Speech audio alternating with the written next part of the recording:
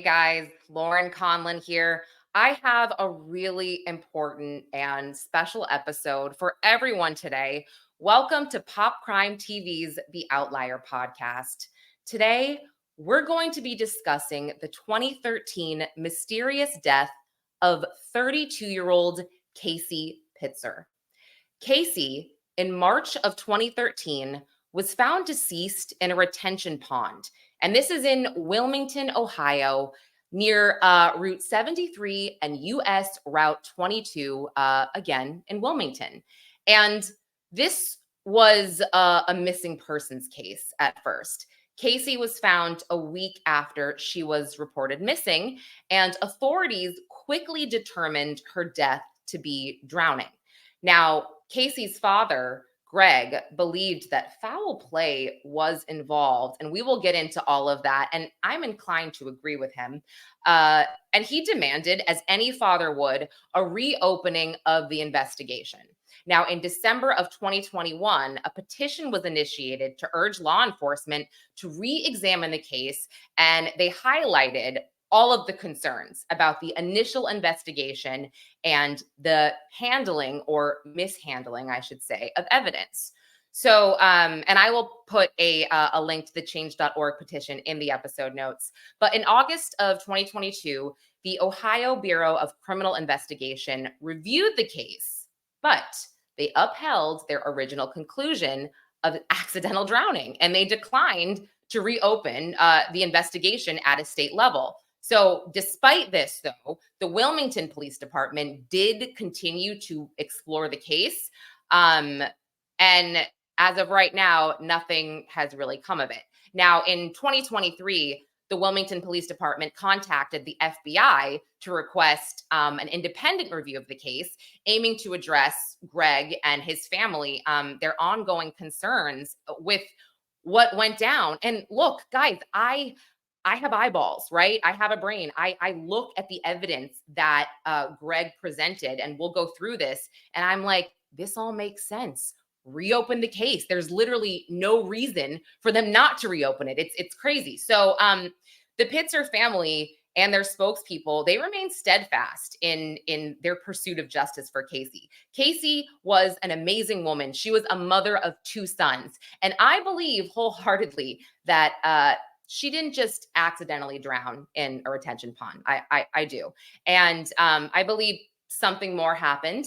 And I'm going to stop talking, and I'm going to bring in Casey's father, Greg, and 2 of the family spokespeople that know this case inside and out. So, hi guys, how are you? Greg, Darrell, and what was your name? I'm so sorry, we just met.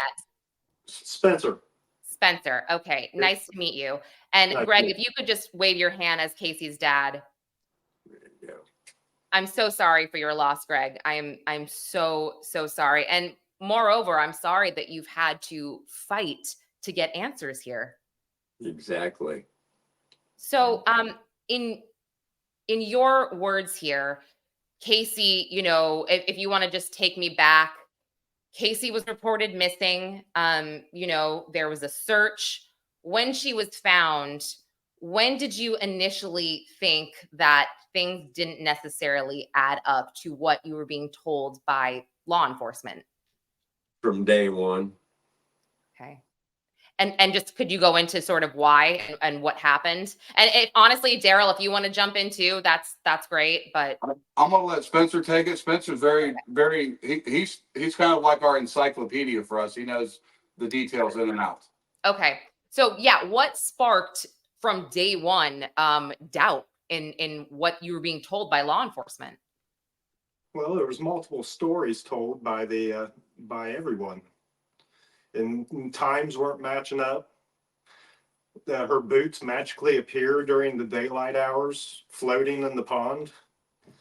Okay. They destroyed her biological evidence. Just destroyed her clothes. Her evidence that was supposed to be preserved according to the Ohio statute. I think it's 2933.82. The evidence preservation law in Ohio states that the biological evidence should have been preserved for at least 30 years. They destroyed it before her funeral. don't they usually have to talk to a family member as well before destroying evidence? Yes, yes. Exactly. Okay, Yeah. so right away you have law enforcement destroying her clothes and timelines not matching up. Well, let's go to the timeline. So Casey was with two men the night that she died. Can you go into that a little bit? And these were witnesses, or who were these guys?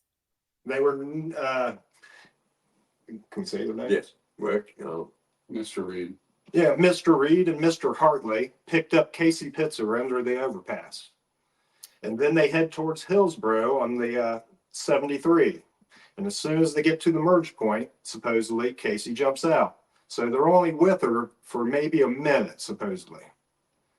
And they pick her up, and she's just walking. She doesn't have a car. I don't know these details. So she's walking, and they maybe ask her if she wants a ride. right. Well, so she got in a fight at the bar with the girl, and Okay. it was With our supposed best friend. who was a designated driver, and she got mad and started walking towards Sabina. Well, instead of her designated driver making a right and heading towards where Casey was walking home to, her designated driver made a left out of the Walmart parking lot towards Wilmington, where when the suspects met with her in the parking lot at Walmart, and they are the ones that went towards Casey on 22 and 3 towards Sabina. So are you speculating that Casey's best friend, who she got in a fight with, met up with these two men and said Casey went that way, type of thing?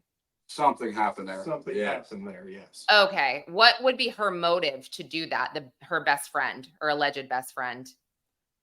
Well, there was a fight. There was a physical altercation. So sometimes the heat of the moment decisions can be made when there's physical altercations. Oh, That and the okay. suspects followed her to the next bar.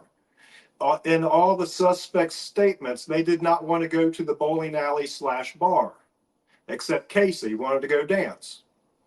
So Okay. Casey calls a friend, Jordan Sparks, to come pick her up and take her to Uncle Louie's, which she does. And Officer Baker states it in his police report. She leaves B-dubs with two different women than she entered the bar with.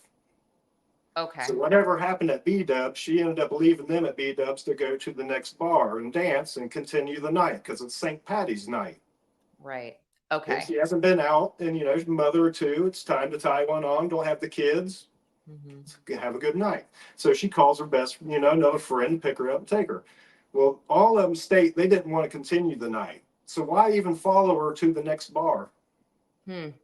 Right. Okay. So she's going on, a bar hop with her friends. And at this point, when she gets in a fight with her friend, was this, I guess, towards the end of the night or the beginning?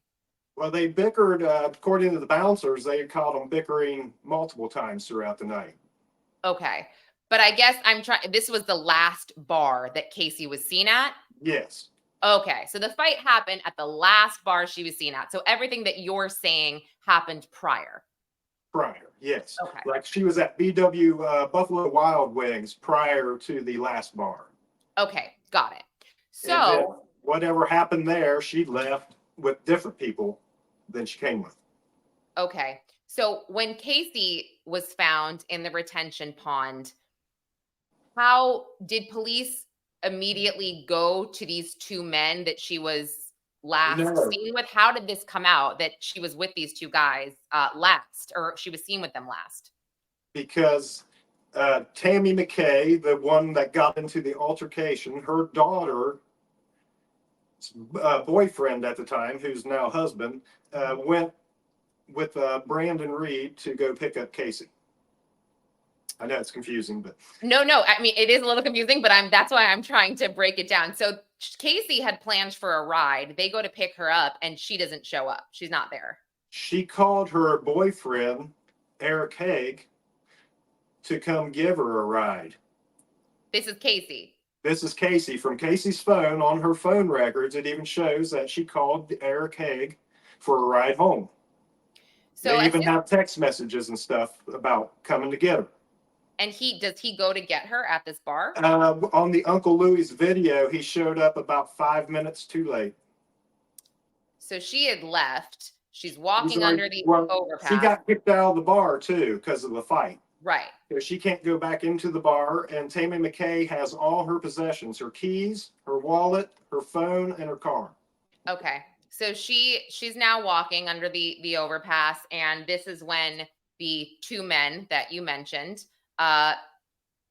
pick her up. They say they're going to give her a ride, whatever. I don't know. And then I guess, but my question is, how are these two men identified after? Did they come forward and say, yes, we gave her a ride?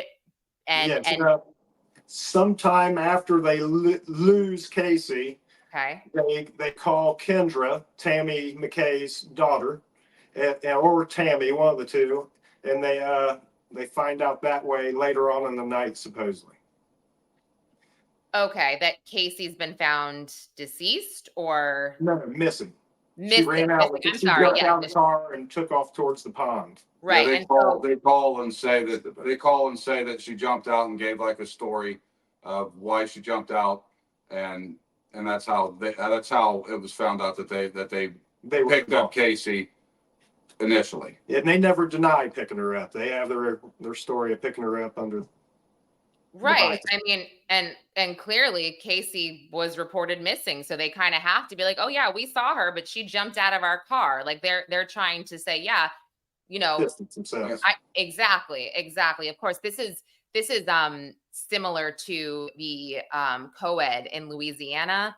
I don't know if you know that. No. I'm forgetting her last name, Madison.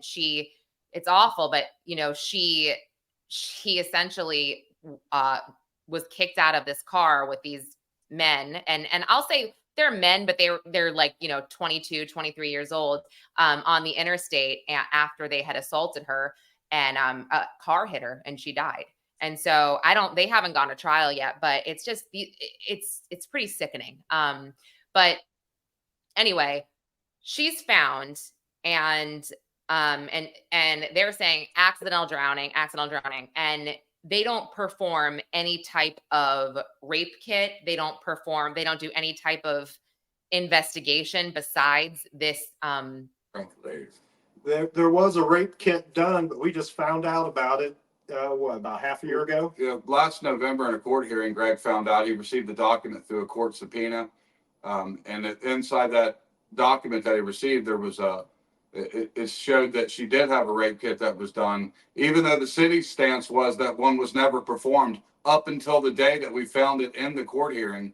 And I literally said, hey, Your Honor, I got a record here that proves that there was a rape kit. So then, yeah, there definitely was a rape kit, but we never got any of the results of the rape kit. There's no mentioning of the suspects ever getting a DNA swab done, even though they failed their polygraph tests just days after Casey died, after she was said to be missing. Wow. So they were called in for questioning and they agreed to the polygraph test, and then they failed them. Yeah. One failed and one inconclusive. Yeah. I think Dr. Phil said inconclusive equals fail. So, well, do you have any idea about what they were asked? Because that, yes, I mean, yes. okay. Yes. So the question was, do you know anything about the disappearance of Casey Pitzer? And did you have any involvement in her disappearance? And that's the test that they failed. That's not good.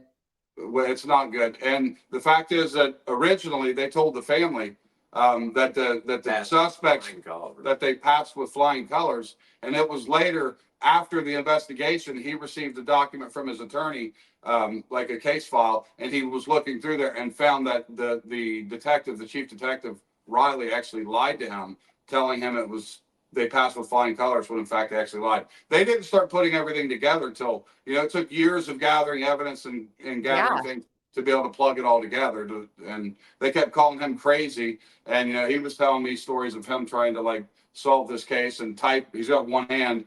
And, that's when I intervened and said, look, I'll do this and I'll treat it like it was my own child for you, Greg. And I have ever since.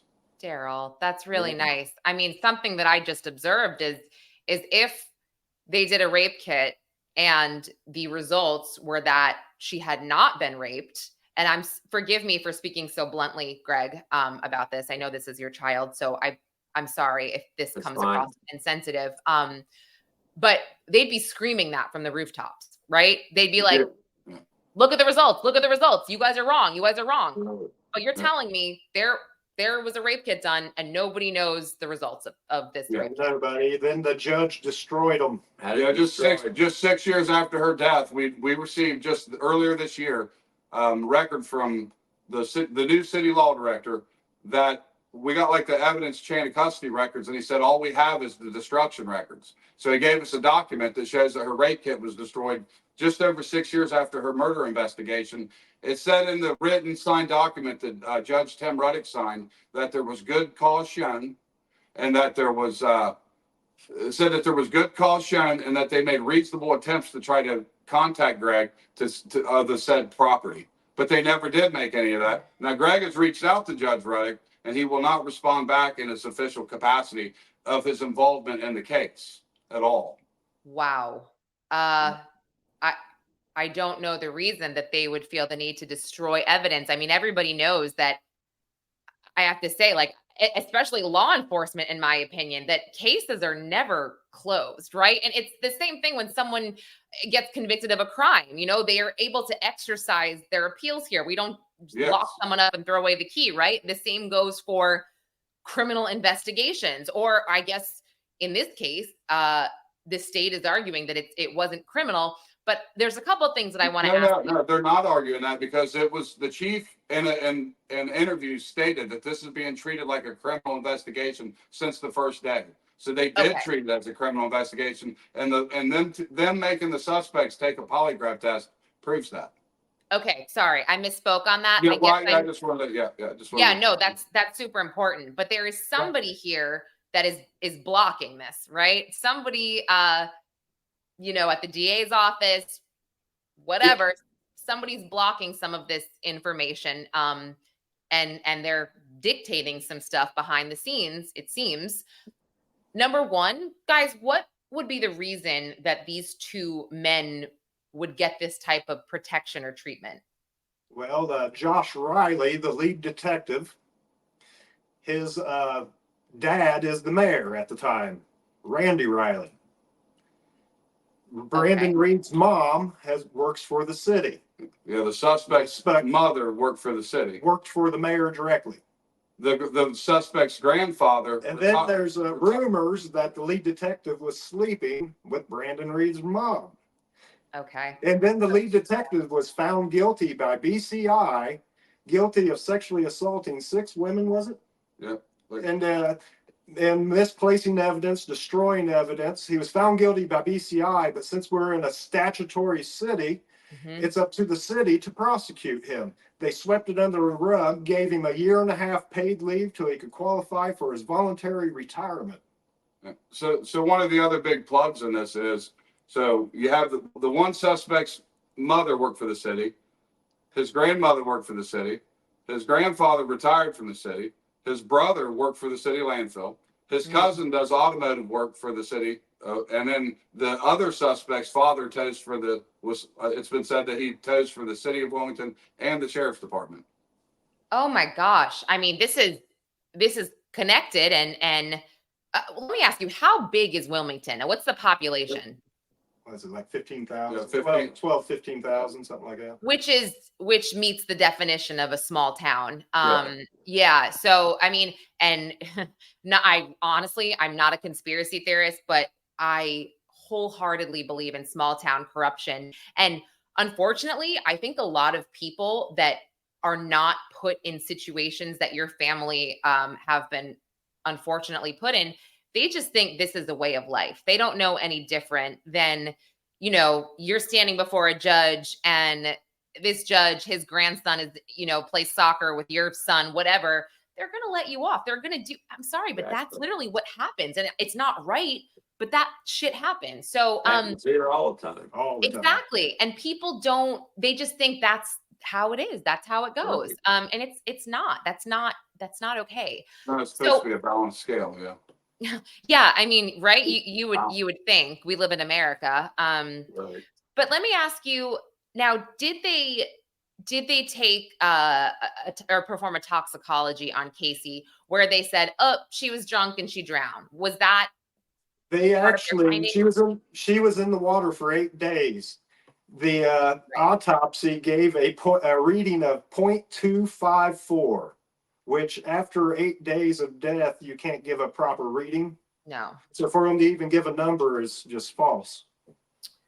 Yeah, yeah, that's interesting. Did they And go? then Yeah. Casey was on medication. I can't remember what, but that was never even labeled in the toxicology report.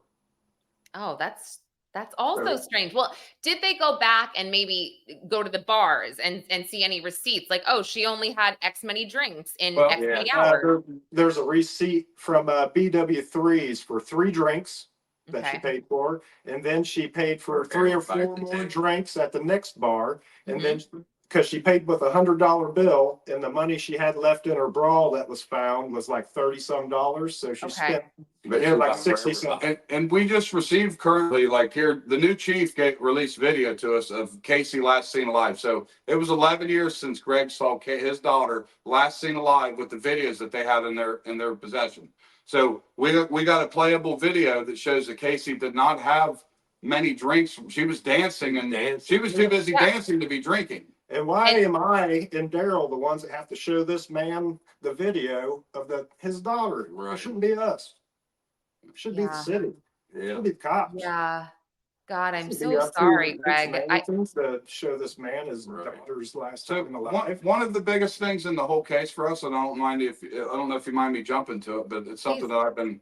It's the phone records in the case. Mm. Okay, so let me tell you this. And you tell me if this makes any sense. Okay. Okay, on March 20th, they sent out evidence preservation letters to Verizon and AT&T for 7 phone records. This is law Yep. enforcement.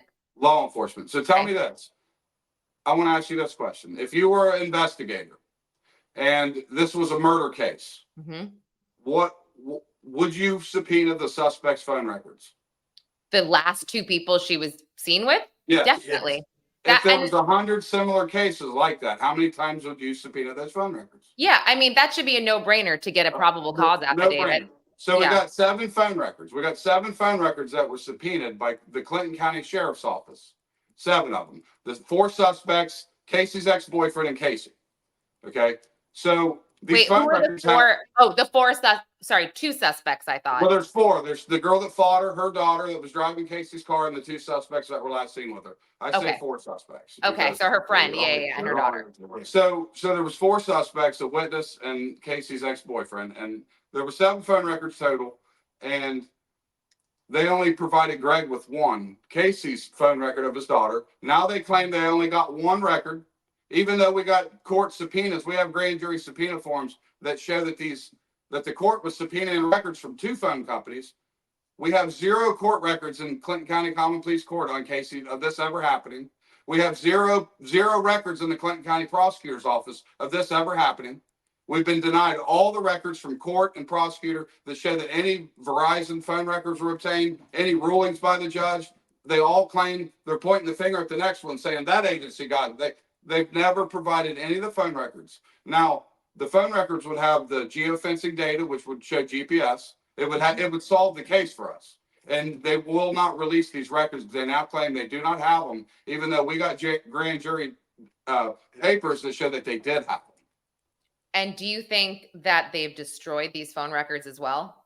Well, I think they very likely could have. They're at least withholding them. They're withholding them. But so the thing is that's wild about this is in Clinton County they just had, if you type up you type in Deer, Wilmington, Ohio, you're going to find that there was a big giant investigation by the Ohio Division of Wildlife here in Clinton County. They subpoenaed the suspect's phone records in a murder of a deer, and they solved the case. They solved the entire case with the phone records and was like linking these people where they said they weren't. They solved the case with the phone records in the murder of a deer, but a murder of two children, a mother of 2. They only got 1 phone record, even though it shows that they got more, and now those phone records are gone. Well, this man's never even got to see the interview videos. Oh my gosh. And look, if are they considering this? And from what I've read, it seems like they're considering this, or they're they're either saying this to you so they don't have to provide this information to you, but they're going to say this is an active investigation, right? So we can't give it to you. Is that kind Well, of? we've had that before, but then we let them know that there is no investigation going on right now. Now, the FBI investigation that you saw, the news coverage. So the mayor of Wilmington said in a council meeting that the FBI was investigating, and then he later recanted his statement. That Fox 19 story on TikTok, you Yeah. can't find that. They pulled the whole video from online. That's the only version that we have. And so the mayor recanted a statement saying that they weren't investigating and that he messed up. And so it was like, they are investigating, now they're not. He was also told by the city at one point, we're reopening the case, but only to a minimal extent. And that's when they found that the clothes were destroyed because they smelled bad, is what they were destroyed by, because they smelled. Yeah, that's not a thing. It was a But brand yeah, new, the retention pond she was found in was a brand new pond just built a half a year prior. It had no vegetation, and it was 38 degree surface temperature water, and it was clear. how deep was it? 8.5 feet were the sonar image that had the sonar image with a rope and crate tied around her. Mhm. She was 8.5 feet deep, and they said they couldn't reach her, couldn't find her. Even though the sonar image found her, The dog, the divers said it was too deep and murky and too much vegetation to get to her. the dog found her boots and her body. It was 7 days. It took them 7 days in a small retention pond to find her with sonar. There was no inflow or outflow of water. It was just like a bathtub Like of a water. clear pond. Now, what was Casey a good swimmer? Yeah. Yeah, she was a lifeguard at Cowan Lake. Are you serious? She was a lifeguard? Good. Yes. Yes. Okay, so she's seen dancing on video footage, and let's say she had 5 cocktails or 6 cocktails, whatever, over the course of, I don't know. According to Clinton County Coroner's Office, she had 16 shots and 8 beers. What? With no evidence backing Yeah, that. with But, no evidence. That's what they told but me. the coroner's report wasn't written think out he by a died. coroner investigator. It was written out by the secretary. The secretary wrote out the death report on Casey Pitzer, not the deputy coroner, not the coroner, not the coroner investigator. It's mandatory by state law that a coroner investigator provide an investigative report to him. He's never got any investigative report from any coroner investigator ever. Nothing. I mean, honestly, she was a small girl. 16 shots on the spot would make you kill you on the floor. Like that's, And how yeah, she did have that much. How's she running, sprinting? and I'm sorry, and dancing. You Dancing. can't be dancing like a regular. I'm sorry, that's ridiculous. Exactly. Okay, all right. 5 foot, 100 pounds. Yeah, Yeah. we can send you the videos on this and stuff. We got a video that maybe we can get you a thumb drive and get you one in the mail. Yeah, I mean, here's the thing. I would love to know at this point. So I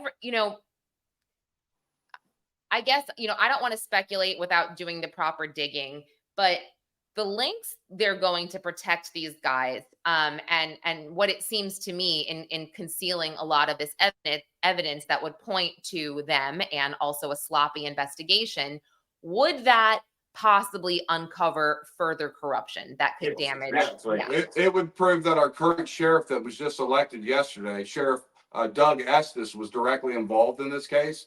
Him and his counterpart, Robert Gates, they've been covering up what we believe to be murders, multiple whitewashed murders in Clinton County.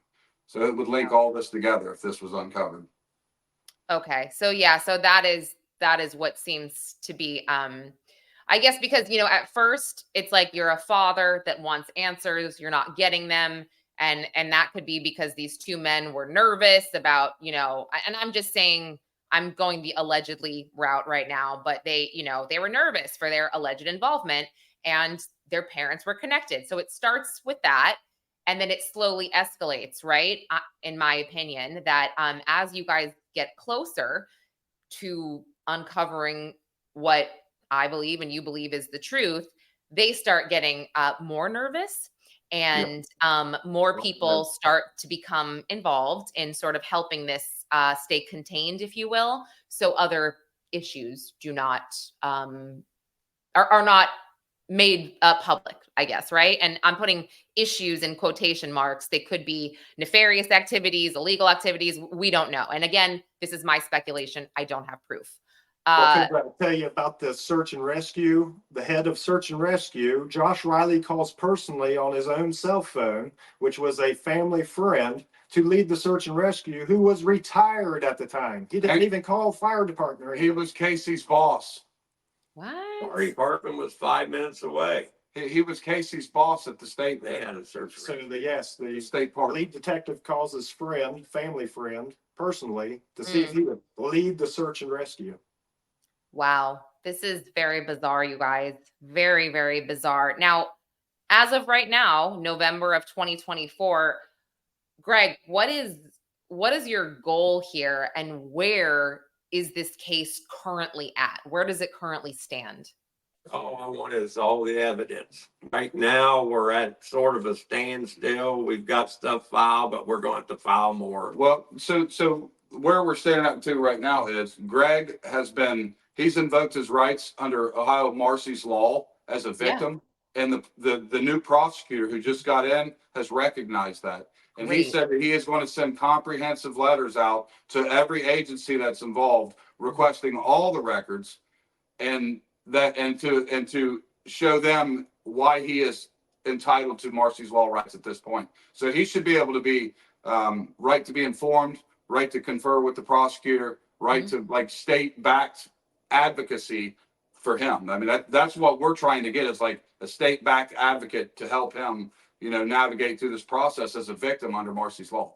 Yeah, I love that. You guys, I think you're going about this in all the right ways. And you mentioned that law enforcement, they were treating this as a criminal investigation, even though her death was ruled as a drowning. But do you feel like you have allies within Clinton County, the sheriff's department at all, or no? We have what we call moles, and yes, they provide us with information. They provide us with interagency communication.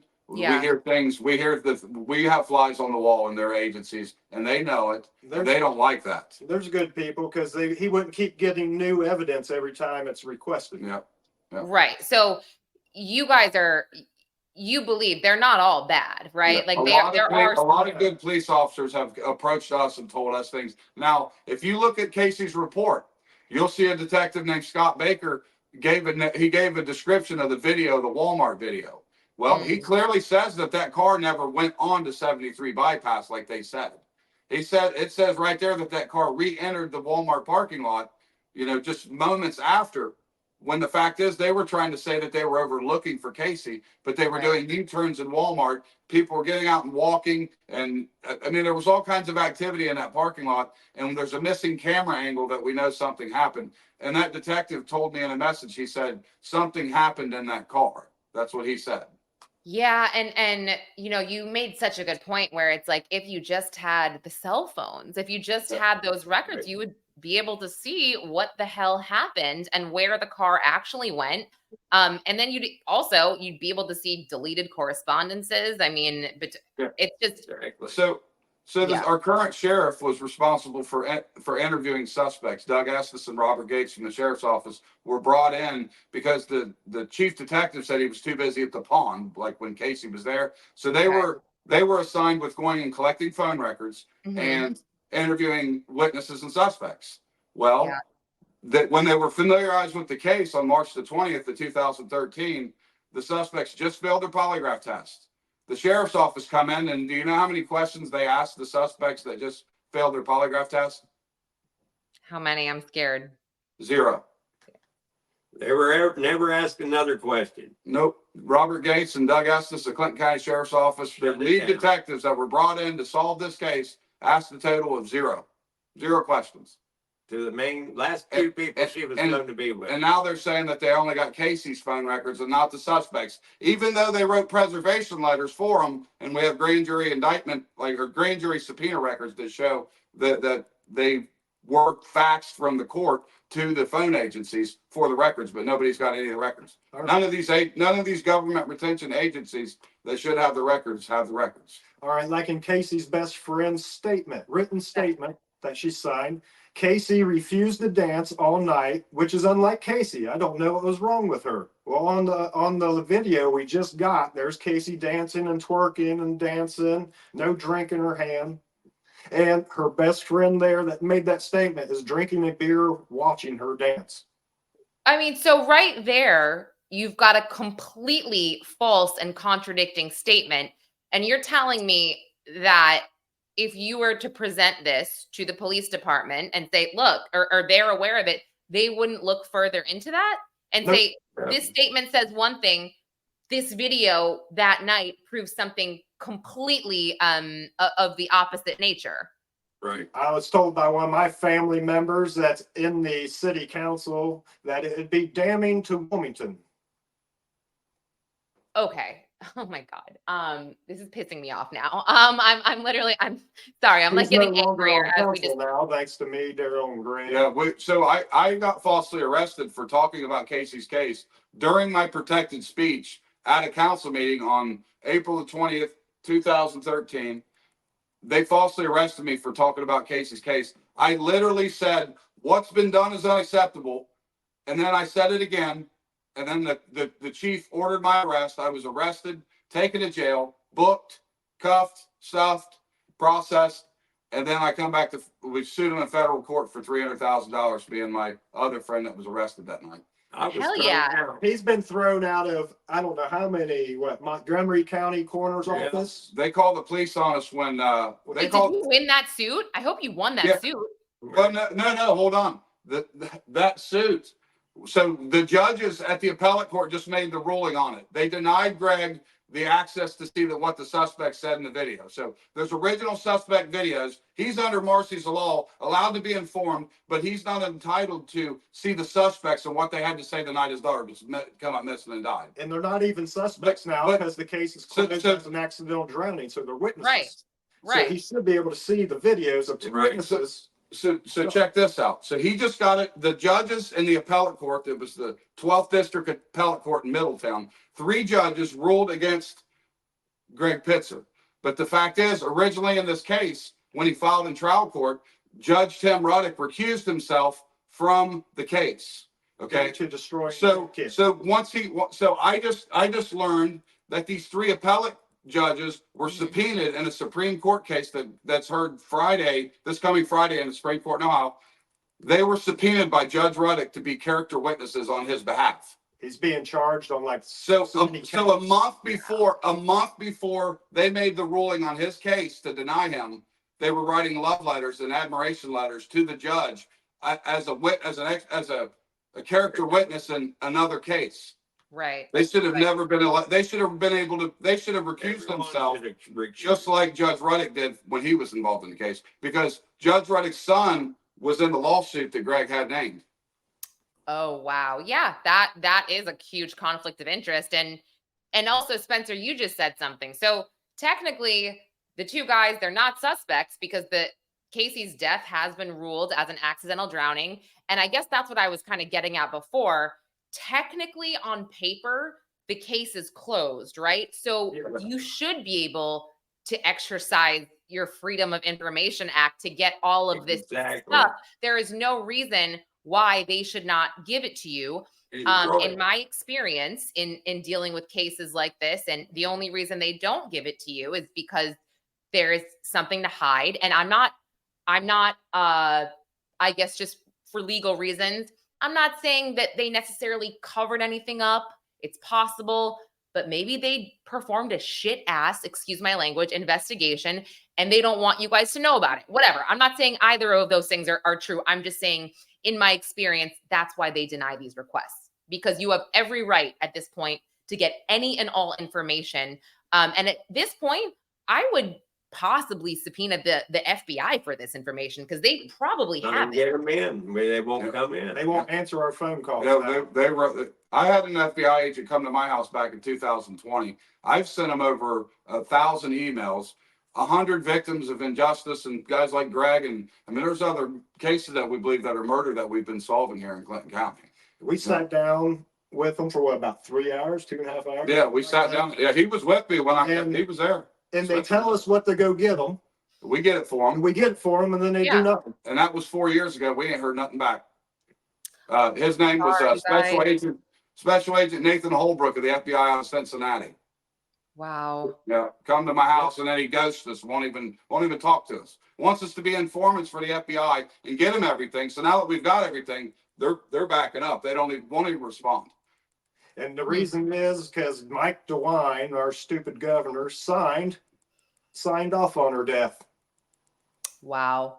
because he's friends with the Rileys. Yeah, The something Mayor smells. Riley and a Judge Riley and Josh Riley, the detective, they all know each We're other. all friends. They're all friends. Yeah, something really, really stinks here. So Now he's are got a these letter from Mike DeWine stating, it's an accidental drowning, no suspicion.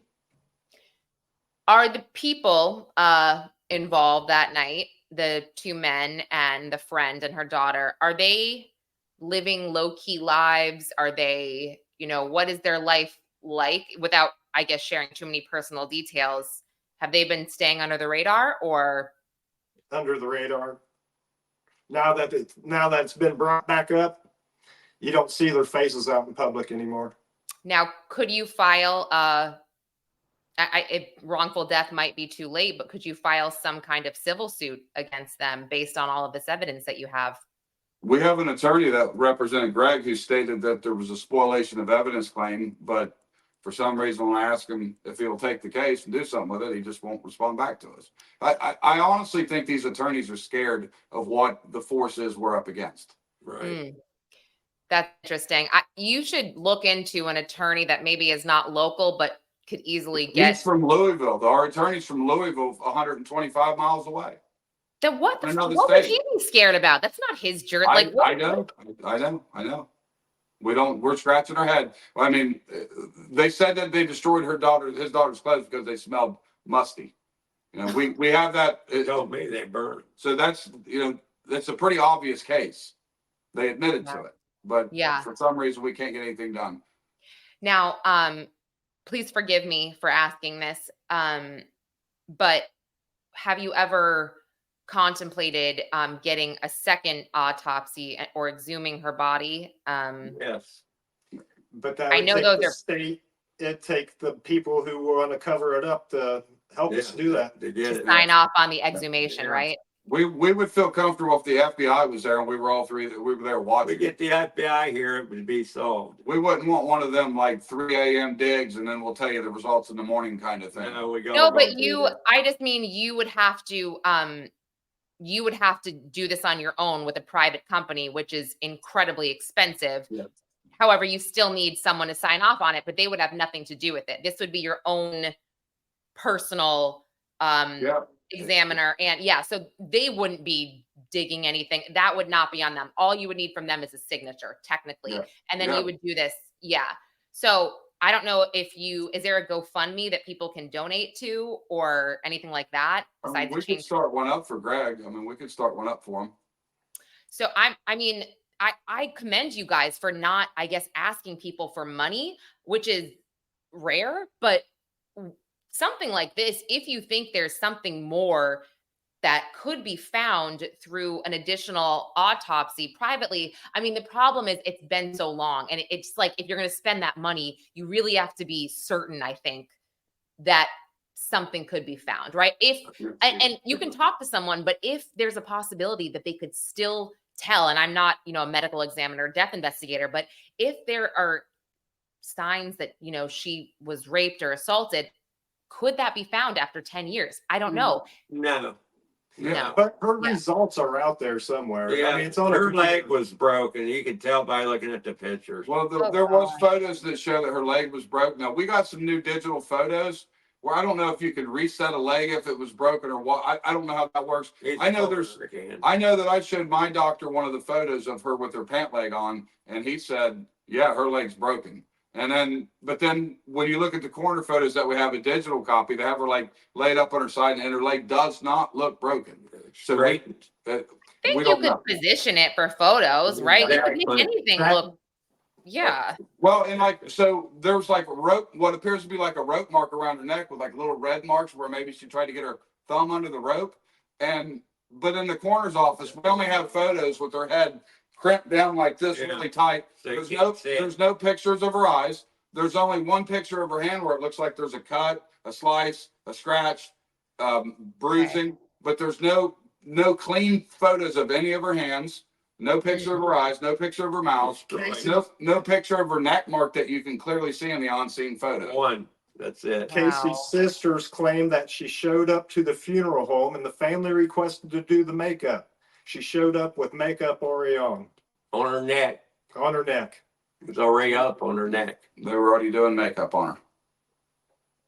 That's They covered her neck up and then they let her do her face. And the family requested to Yeah. do their own makeup. Yes. But we've been writing a book too. We've been putting it together. We all been working on a group we're putting together a book that describes what is going on here in Clinton County. And That's it will be a amazing. blockbuster. It's going to be a blockbuster. Guys, be careful. Like, I mean, from everything you're saying, it sounds like you are well aware. You guys are clearly smart. But I have to imagine that you sleep with one eye open at this point. It's like, No, I think they do. They're afraid we're going to be pointing a camera at them. Right. We pick up our camera and point them at them. They're scared to death.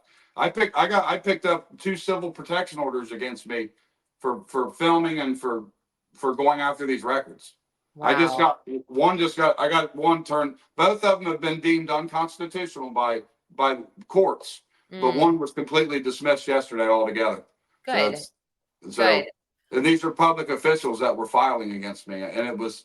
I mean, I'd be happy to forward you every bit of evidence and audio and show you, and you'll be blown away what these people said about me and how they tried to manipulate what I said into a civil protection order. And I started to go through a lot of it because one of the reasons that I don't know how you found me or my email, but just full disclosure to everybody watching or listening, I got an email from you, Darrell, and I get a lot of emails, and not that I'm so special. I'm not. It's just, I don't know. I end up on some of these lists or whatever. And I was like, whoa, the evidence that you have is, you can't really ignore it. It's almost like, I'm just surprised that you said, and I get it. People have limited time and myself included, but I couldn't help it. I was like, I have to go through all this right now because there's so much. And again, that could also be your downfall here and not getting all the coverage you want because there's so much. Maybe start slower, because I was like, holy shit, this is crazy. So it's like a 1,000-piece puzzle, and we don't know how to get it put all together where people can see it and digest it easily. It's like I could gross you out right now. The lead detective, Josh Riley, in 2005, covered up Brandon Reed, the suspect, got accused of rape in 2005 by a minor. Josh Riley got him off by saying, you just contributed to the minor and she gave you consent. Yeah. How can a minor give consent? Can't give consent. That's not a thing, but okay. So going to that. They tried to get her for falsifying rape charges. So there's a girl, another victim that has stood up and said, I was raped by the same suspect that raped Casey Pitzer, and that the same chief detective covered up a crime as well. So they have her rape kit. She's got a copy of her rape kit, but guess what? They won't give her the results of it. Okay. And they sealed the records. They sealed all the court records away from her, so she don't have any record of it. And so the prosecutor helped her unlock some of that. She just got the results 2 days ago. And the rape kit says that they have to get in order to go any further with the investigation, they would have had to have got a DNA sample from the suspect, which they never did either in that case. Okay. So their relationship started in 2005. So the laws in Ohio, do you need the district attorney to convene a grand jury? I know in some states you don't actually need the DA's office. Is it possible to convene a grand jury here with this woman's help now, and with the evidence you have from Casey, present this and see if the grand jury will charge this guy? This seems pretty damning. Well, I've been tagging a guy out of the district attorney's office, and I believe his name's Tim Oakley. And I've tagged him in hundreds of emails and, with multiple what appears to be murder cover-ups, and he won't respond back. I guess I'm saying, I think you should look into some of the state laws, because I think maybe if it's like Tennessee, you don't need the DA's office. You could literally submit Well, we just found a new law in Ohio. It's ORC 2935.09 says that a citizen can file a citizen's complaint by filling out an affidavit, bringing forth your evidence, submitting it to a clerk of courts. They review it, they send it off to a reviewing official who determines whether charges should be brought forth or not. And then they should write a declination letter if they choose not to. So that Okay. is one of our next moves too. That's great, because why not? You've got all the Yeah, time in the yeah, world here, right? It's been 10 years. yeah. Be like, Right. you know, Yeah, I'll wait 11 forever. years. Yep. Now, what can we as, I guess, the public do to support you guys and support everything that you're doing? Maybe review the case and look into it. And then I don't know if there's people that like digging, but put in records requests. See if you can Yeah. get some evidence that we don't have, because Hmm. every time you put in a records request, they're handing different information to different people. Right. They're like me, they're denying me completely, but he can put one in. And I created fake email profiles, and I was getting some of the records. Good So, for you. You know, I think putting pressure on them, and maybe if people could contribute, maybe help Greg. We did raise a little bit of money a couple years ago for an attorney, and Right. that's what we just been going through. But I think some more money to help him as far as having her exhumed, if that's what he wants to go about, or maybe hiring an attorney for a spoliation of evidence claim. I mean, Yeah. I think that would be great if something like that could happen, because I put in, I don't know, $5,000 or $10,000. I don't know how much money. I put in a lot for him of my own personal money, just trying to help him. But you know, I can only afford so much. And Of course, but how is this all through? Can I link out change.org, and will everything go through that? How would they go about helping Greg? well, I can create if you check the name Casey Pitzer and type in Greg Pitzer, I'll have it, and type in petition. I could have something online here in the next few days. Okay, Circulated. Yeah. that would be great. And like I said, I will have the change.org petition on in the episode notes. And if you don't mind, would I be able to share some of the Google Drive stuff that you shared with me? That's all. He wants people to see everything. Great. Yes. So I'll make sure all of that is included in the episode notes. And then just to tie things up, and I just, I really want to humanize Casey, and I want Greg, if you could just let us know what kind of person she was, and just, I don't know, anything that you want people to know about Casey, that would just help us connect with her. Casey was a real sweet, quiet person, a straight A student. She worked out at Cow Lake. She run the concession stand out there on the camper side. If she told you to do a dirty job, she wasn't one of them bosses that walked away. She would go over and help you do it. That's so nice. Sorry, I've I'm talked a to baby. people that worked with her, said that was the best boss they've ever had. And she was just a beautiful person, beautiful mother. And it's sad. And we feel bad for her kids, because they shouldn't have had to go through all this stuff. They were little. How old are they now? They're in their 20s now. They really must miss their mom. Oh yes. How are they doing? They're doing it. They're doing all right. They were little when that happened. They're growing up now, so. Yeah. But they were both close to her, real close. Yeah. How are you, Greg? Mad. Do you feel like, sorry, go ahead. I just mad at these people. I know how they are. I've known this for years. They're crooked. They've always been crooked. And they discover for one another. It's hard to beat them. That's why nobody does this. These two are the only two, and another guy would come in and help me fight them. I mean, and that's why where we're at now, because I couldn't do it alone. I do. I think Darrell and Spencer are gifts from God. I think that it's so, like, I mean, yeah, you guys are all three of you are incredible, but Darrell and Spencer, it must just mean so much to Greg to have you guys by his side, because Greg, I'm angry. He didn't want me involved, though, did you? He hated my last name. Well, because one of the suspects has my last name. Oh, okay. Oh, God. Yeah. Well, that would make sense. Family member. By marriage. By marriage. Got it. Okay. Well, I guess what's so tough about this as well, and this for your grandsons and you, and what like just it just burns me up inside, because you can't even properly grieve when you have to fight this hard and you're so Exactly. angry that it's almost like, I mean, And they're it's so withholding unfair. evidence. That's the thing. Why are they withholding this evidence? Yep. This evidence must prove something. Ex- Why would you withhold it? Exactly. And so in your heart, in your heart, and I I really do know. commend you for not giving up and for sticking Right. with this, because my God, the stress must be it's unspeakable. It It's is. like, so well, someone in New York is praying for you. Thank you. And yeah, of course. And hopefully, hopefully this will get out there and more people will start to inquire and sign the petition and help. And if you guys need anything further from me, you have my information. Please reach out. Okay. And if you put the sonar image out there for your followers, Yeah. we did not label that. Search and Rescue labeled that body rope crate. Body Oh, right.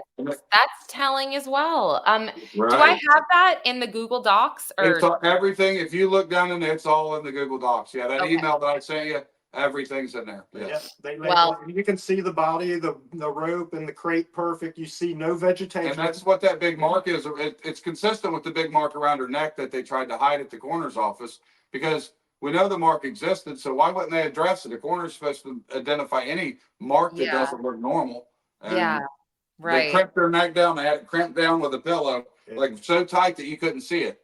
And there was also, we looked at her collarbone. Her collarbone appears to be completely broken here too. There's an indent like no other right here. He's got a broken collarbone that looks just like that. Looks just like my broken collarbone.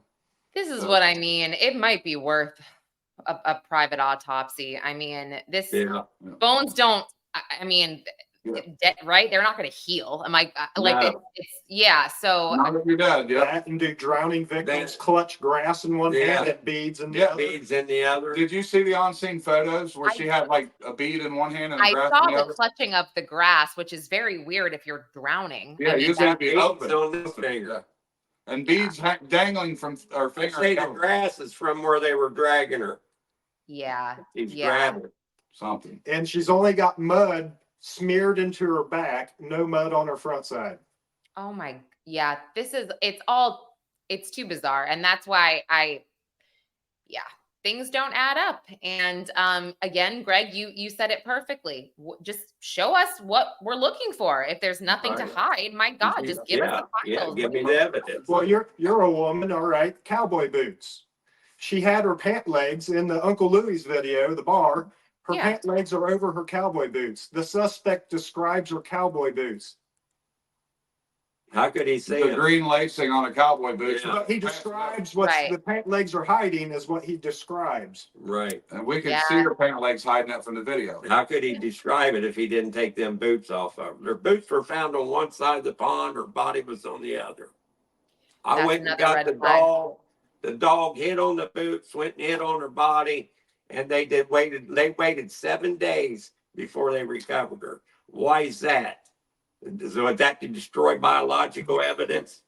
Yeah, probably. It sounds to me like that, somebody can fall in the Ohio River, they find them same day. Well, Lauren, how Yeah. many cases have you looked into? Would you say in your life? Oh, I don't know, a lot at this point, but Put a number on it. Put a number on it. let's say a deep dive. Maybe I've done a deep dive on like 15 cases. 15 cases. In any of those cases, did the prosecutor or court records ever come up missing? Not that I recall. Like I any don't- subpoena, and that's what's going on here. The prosecutor, Yeah. the new prosecutor on record told us, he said, there is records of Casey when you guys started like recommunicating with the prosecutor's office, but there's no documents prior to 2021. Her death was in 2013. They wrote out grand jury indictments. There was phone record subpoena, but nobody's got any of these records. That is so bizarre. It's just Exactly. yeah, it stinks. Something stinks. And I do. I want to help. I definitely want to put this out there for people to know about. I mean, it's just, I hate the gaslighting that goes on around these cases where it's like, no, something is wrong here. And then you're made to look like you're some, crazy grieving father that can't accept the fact. And that's just not the fucking case. Excuse my language. Because it's like, why the fudge would you want to be sitting here fighting instead of accepting, moving on, having and going to this next chapter of your life, grieving your daughter as a father should. It's so stupid of them to think that you want to do this for I guess the wrong reasons. You know what I mean? Like, it's like, why would you want all they have to do is give a logical explanation, and then it all ends. Right. Logical explanation, and to give all the records they say that they got. Yeah. That's all I want. Give me the phone records. We'll settle it right there. Give me all the phone records. They gave this man 3,000 pages of phone records from 2014 to 2022. Her death's in March 16th. Yeah.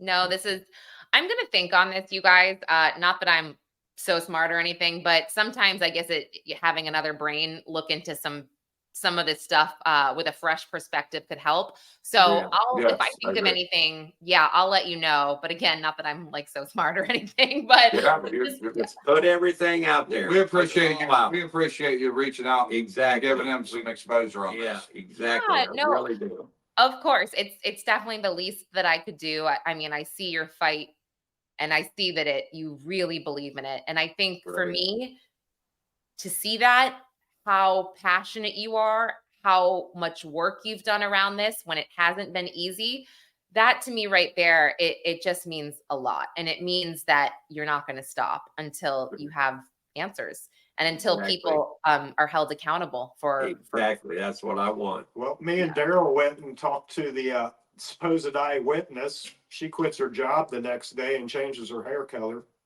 Dude, I don't believe in coincidences like that. No. Change the story completely on us. Not at all. I don't believe in that stuff. I mean, it's just Now Spencer came at me originally. He said, Darrell, he's my friend, and he came at me and said, I'm sick of you digging into this. I want to prove you wrong. I want to show you that she did drown to give you guys some closure and to get you off. So that's how he originally got into this. And he said, oh shit. He said the first thing you got to do is disprove the eyewitness. So we went and picked up the eyewitness, took her around, and drove around the same spot. The location's different. The location's further up now. She wasn't just standing there on the street. Like now she was sprinting. This girl that's so drunk is sprinting. And one of the main things is, originally she said when she looked up in her rearview mirror, she could see Casey standing there with the street lights.